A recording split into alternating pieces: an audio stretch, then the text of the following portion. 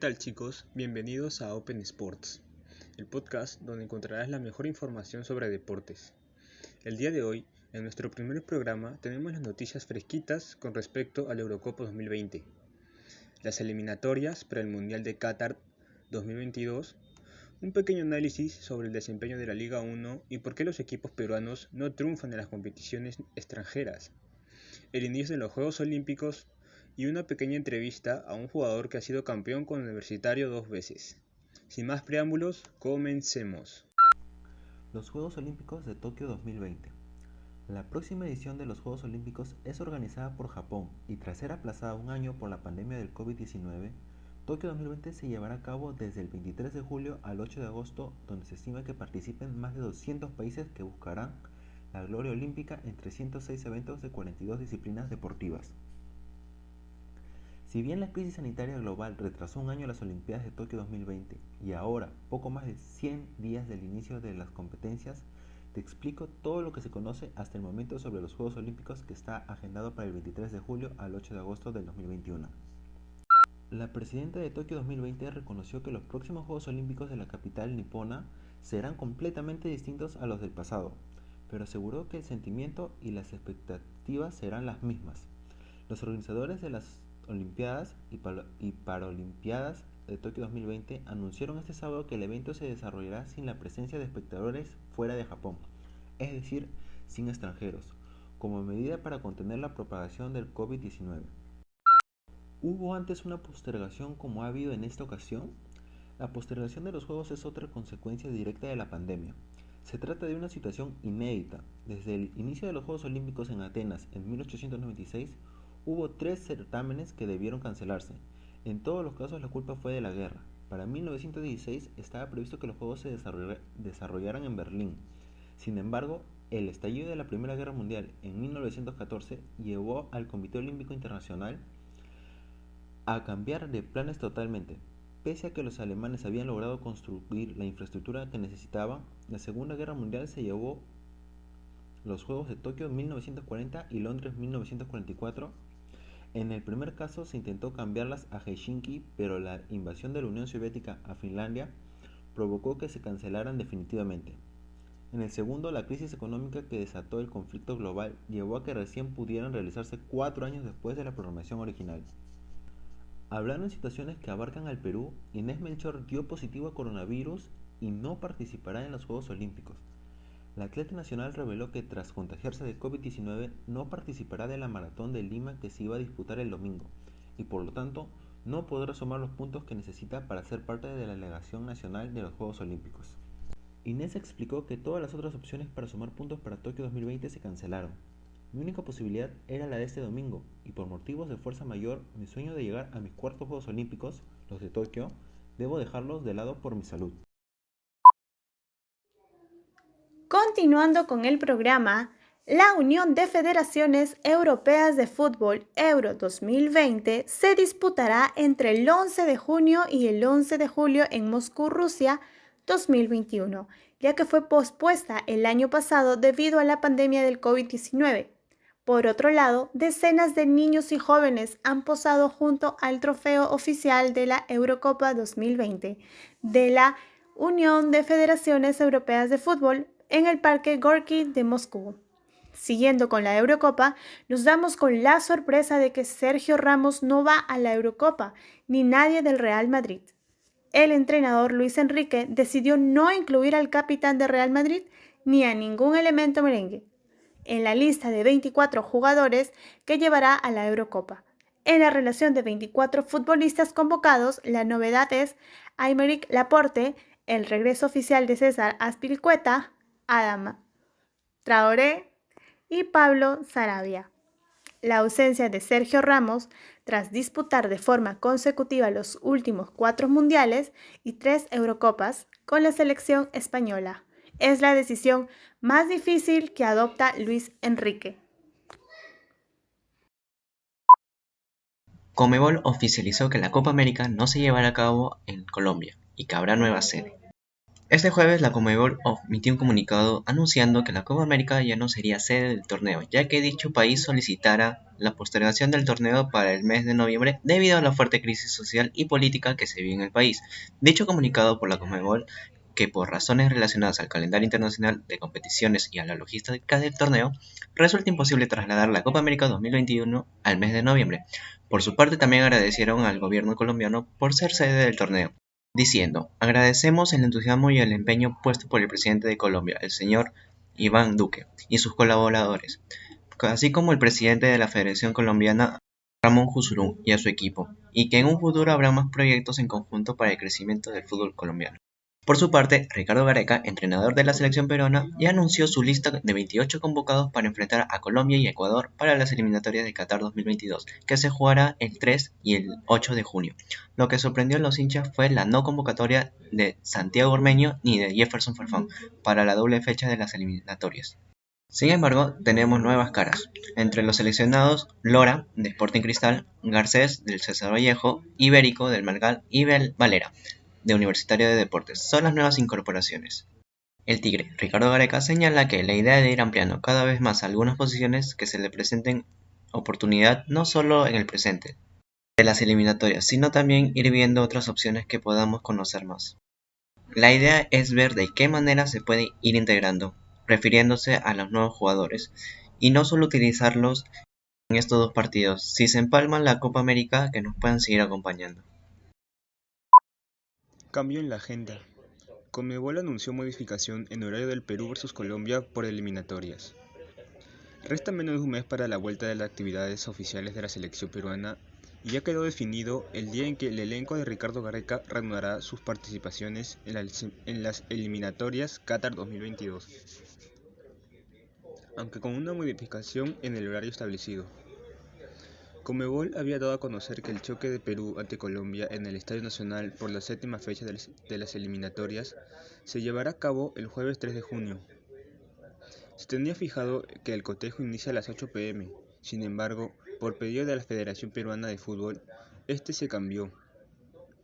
El partido mantendrá su día, pero se disputará a las 9 de la noche, horario peruano, según confirmó este martes la Conmebol.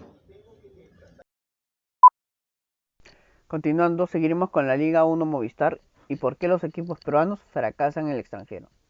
Si bien es cierto, la Liga 1 Movistar tuvo en su última edición una gran dosis de emoción por cómo concluyó el campeonato, esto no la salva de figurar entre las peores de Sudamérica, según el ranking elaborado por la Federación Internacional de Historia y Estadística del Fútbol. Perú se encuentra noveno, con 383 unidades, mientras que Chile cierra el listado sudamericano en el 10º lugar con 361 puntos. Eso sí, a pesar de estar en la cola del ranking, el torneo incaico ha presentado un ascenso respectivo a la última lista compartida por la Federación Internacional. Como todos los años, esta organización elabora un listado con todas las ligas a nivel mundial y las categoriza. Así, en base a puntos, destaca qué torneos se presentan como los mejores y cuáles en su efecto los peores. Precisamente, en esta última categoría cayó la liga peruana al igual que la chilena. Por otro lado, me pregunto como hincha y como amante del fútbol, ¿qué se hace mal aquí en Perú? ¿Habrá algún momento un equipo peruano campeón de la Copa Libertadores? ¿Habrá a nivel de clubes? Estamos muy por detrás de nuestros países vecinos. Se percibe precisamente la improvisación de los dirigentes. Los clubes que ascienden a primera luchan por adaptarse a las mínimas exigencias que impone la federación. Además, existen varios casos de corrupción a nivel sudamericano que han involucrado a los dirigentes de distintos equipos. Por último, hay muy poca inversión para los jóvenes, que debería cambiar la mentalidad de los dirigentes para que entiendan todos los beneficios rentables para los clubes peruanos, por formar jugadores exportables para los mercados extranjeros en vez de importar grandes cantidades de jugadores extranjeros. El rendimiento del campeonato y de los jugadores también influye el mal desempeño de los equipos peruanos. Lamentablemente hay mucho por criticar, como la falta de equipos competitivos en divisiones menores, la centralización de la primera división y la concentración de los mejores jugadores en unos 4 o 5 equipos como máximo. Todo esto debería de corregirse, ya que afecta al nivel competitivo del campeonato local. Para terminar, es importante destacar la actitud de los equipos peruanos en el extranjero y su capacidad de manejar los encuentros o tener la garra para remontarlos. Por otro lado, vemos el caso de Perú y Uruguay, hace muy poco en el Nacional cuando remontamos 2-1. Pero por otro lado tenemos la goleada del Capiatá en Lima 3-0 a Universitario. Entonces, ¿qué pasa con los equipos peruanos? Deben de formular esa identidad de juego en el exterior que incluye su actitud y su empuje para saber reaccionar ante los problemas, pero también para sostener los partidos durante el 90. Estoy completamente de acuerdo contigo, compañero, pero me parece que hay un factor más que influye en el desempeño tanto de los equipos peruanos como de la Liga Peruana. Si bien la Federación Peruana ha empezado a hacer una reforma en el fútbol, esto se ha dado muy tarde, pues países como Venezuela o Colombia llevan años aplicando planes estructurales a largo plazo para así poder mejorar el nivel competitivo de sus ligas e impulsar las divisiones menores para formar una mayor cantidad de jugadores jóvenes. Esta excelente preparación ya le dio resultados importantes. Por ejemplo, lo hecho por equipos colombianos como Atlético Nacional, campeón de la Copa Libertadores 2016, o Santa Fe de Colombia, campeón de la Copa Sudamericana 2015. Cabe resaltar también la destacada participación de la selección sub-20 de Venezuela en la Copa del Mundo de la categoría, que se llevó a cabo en Corea del Sur en el año 2017, quedando como subcampeona en dicho mundial. Ahora, queridos oyentes, seguiremos con la pequeña entrevista al jugador que nos ha estado acompañando desde el principio del programa, Néstor Duarte, campeón con la U en el año 2013, en el año 2009 y campeón sub-20 de la Copa Libertadores, así como también mundialista en la Copa del Mundo del año 2007 por la categoría sub-17. Bienvenido, Néstor. Antes de empezar la entrevista, quiero agradecerte de antemano por este pequeño tiempo que nos brindas para hacer la entrevista. Ya, para comenzar, cuéntanos un poco de tu historia en el fútbol. Coméntanos a qué edad empezaste a jugar fútbol y en qué equipo estás jugando actualmente. ¿Qué tal? Buenas noches a los amigos. Mi historia comienza en el año 2000, cuando tenía 5, 6, 7 años, en el equipo de mi papá, que se llama Juventud Porteña. De ahí pasé a Cantolao y terminé en Cantolao hasta el 2005, que me llamaron a la selección y fuimos al Mundial de Corea en el 2007. De ahí pasé a Universitario de Deportes desde el 2007 hasta el 2015. De ahí terminé, 2016 jugué por Cusco FC y mitad de año en Ayacucho. 2017 jugué todo en UTC y 2018 estuve en Huancayo y a mitad de año en Cantolao. Regresé a mis inicios. Y desde el año pasado, del 2020 hasta este año en Pirata Fútbol Club. ¡Wow! ¡Qué extensa carrera! Segunda pregunta. ¿Cuál podrías decir que sería el gol que más has gritado y celebrado hasta ahora en tu carrera? Yo creo que hay muchos, pero el de quedar un título en el 2013, tener la fortuna de patear el último penal y dar el triunfo a la alegría de tantos, de casi la mitad más uno del Perú, es algo que te conforta, es algo importante, es algo que a pesar de los años la gente te sigue recordando y eso es muy lindo, ¿no? Tal cual. Siguiendo por el camino del recuerdo, ¿cuál es el partido que más te ha marcado como jugador? Hay varios, hay muchos. Jugar el primer mundial de la categoría contra Corea, el anfitrión, jugar unos octavos de final contra Ghana, jugar la final con Garcilaso, estar en la final 2009 con Alianza en Monumental y en Matute, campeonar la sub-20 con Universitario en la Copa Libertadores. La verdad creo que sería injusto decir solo un partido, pero hay muchos y los tengo de recuerdo y siempre estarán en mi memoria y en mi corazón. que eso es lo que más importa. Incluso creo que le ganaron al anfitrión, ¿no? En Corea Sí, 2007. ganamos 1-0 el primer partido, el segundo partido también ganamos 1-0 a Costa Rica y el tercer partido empatamos 0-0 con Togo. el Togo. Claro. Siguiendo con el tema de tu carrera, ¿a qué crack mundial te hubiera gustado enfrentar? Ya sea nacional o extranjero. No, en ese mundial tuve la oportunidad de que estuvo Toni Kroos, Claro, sí. pero yo creo que más que todo llegué a enfrentar al Kun Agüero, que ahora se retira en el City, jugué en la selección mayor. La verdad que no me puedo reprochar nada de todo lo bien que me ha ido en la parte deportiva y en la vida. Por otro lado, ¿cuál es tu opinión del torneo peruano y por qué crees que los equipos peruanos no tienen un buen desempeño en los campeonatos internacionales, tales como la Copa Libertadores o la Copa Sudamericana? Es difícil, no es tan fácil como se cree. Creo que nuestra mentalidad ha cambiado, hemos mejorado mucho, pero creo que debemos seguir mejorando en todos aspectos, no solo en entrar a una cancha y los 11 que representamos al club o al país.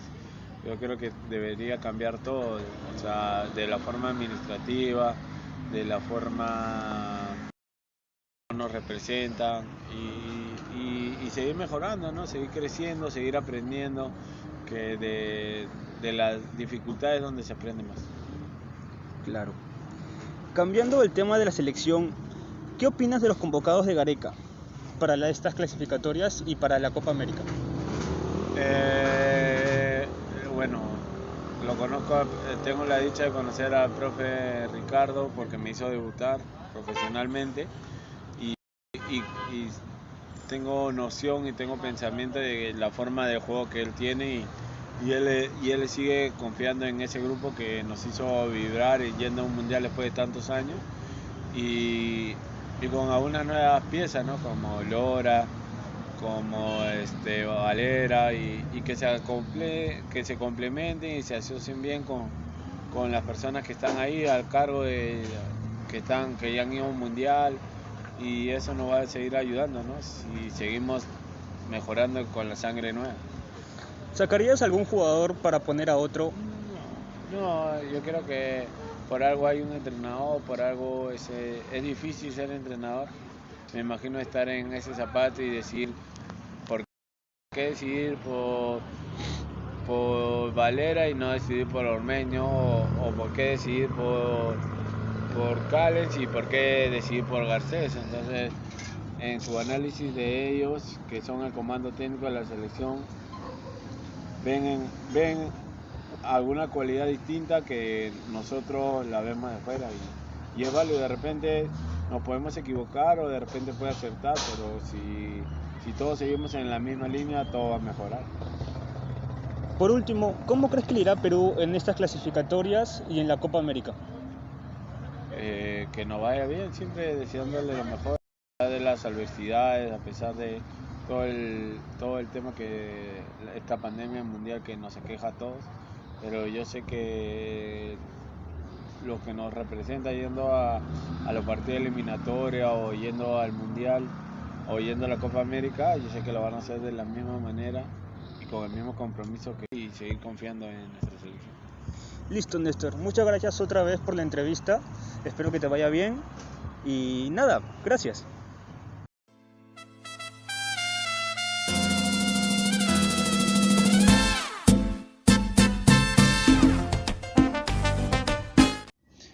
Bueno chicos, esto ha sido todo por hoy.